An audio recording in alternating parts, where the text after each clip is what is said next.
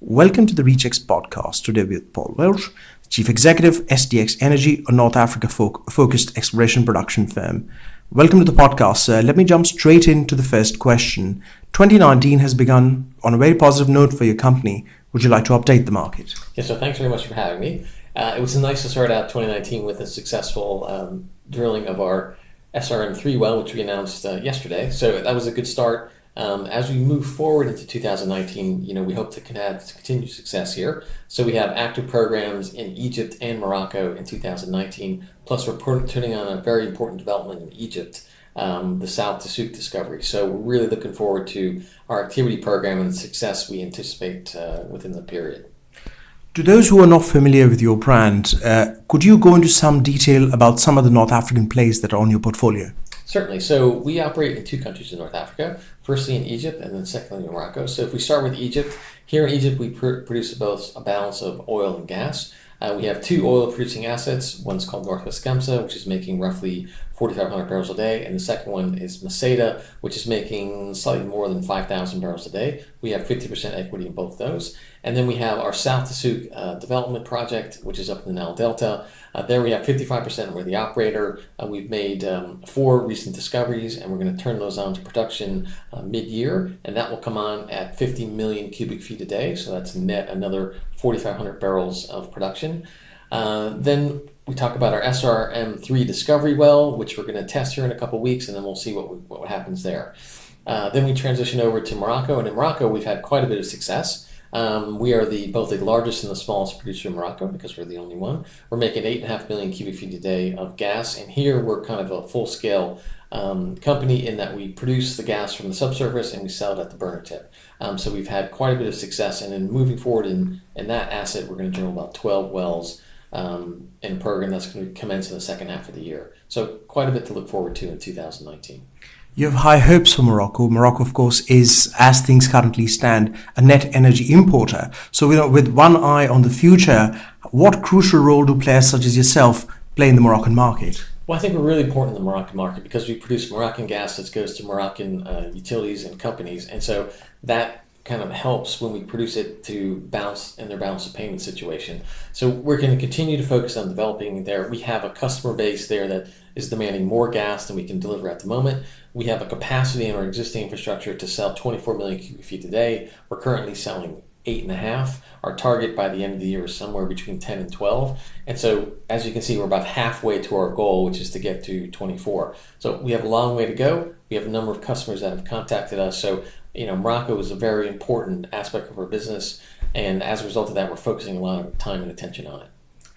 In terms of the policy climate, I believe that the Moroccan government is very keen to court foreign direct investment to attract players such as yourself. So are you hearing the right kind of sound bites from the Moroccan administration? I say for the most part, yes. They've been very cooperative. They have a very good fiscal regime. What we're trying to do there is expand, and through that expansion, we're adding additional acreage and looking to drill additional wells. So, we're hearing all the right noises from them. They're very good to deal with. They've been a fantastic partner. Anam, which is a state company, is our partner in everything we do. So when we talk about success we've had in our drilling program, that success is partly due down to what they've contributed as well. So again, it's a great place for us to do business. And as a result of that, we're going to continue to invest and expand in the area. For those, we started this conversation by discussing some people may or may not be familiar with your brand. You're a promising player in the energy landscape. So when it comes to engaging with the investor community, what approach do you take, be it investor roadshows, events, exhibitions, dialogues?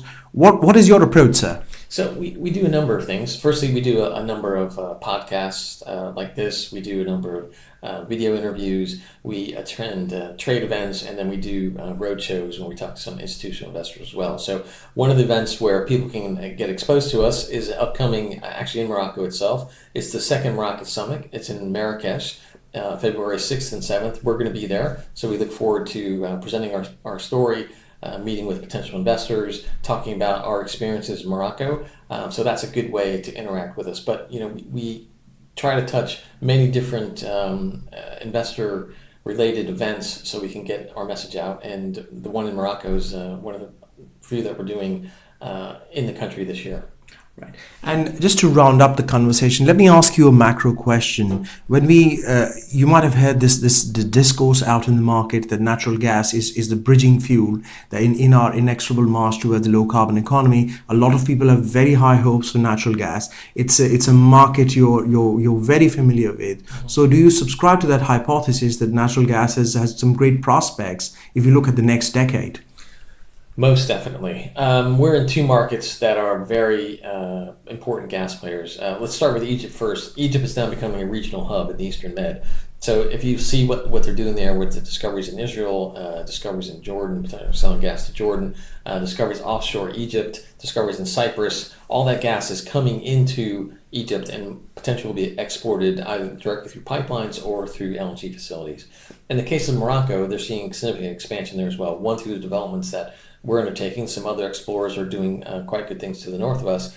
And then they're also talking about an import scheme for LNG. So if you look across the two areas that we work in North Africa, gas is becoming the dominant fuel at the moment for power generation. And as that situation continues, we see that evolving into not only the dominant, but, sole, maybe a little bit extreme, but the primary fuel to power these important economies as we move forward.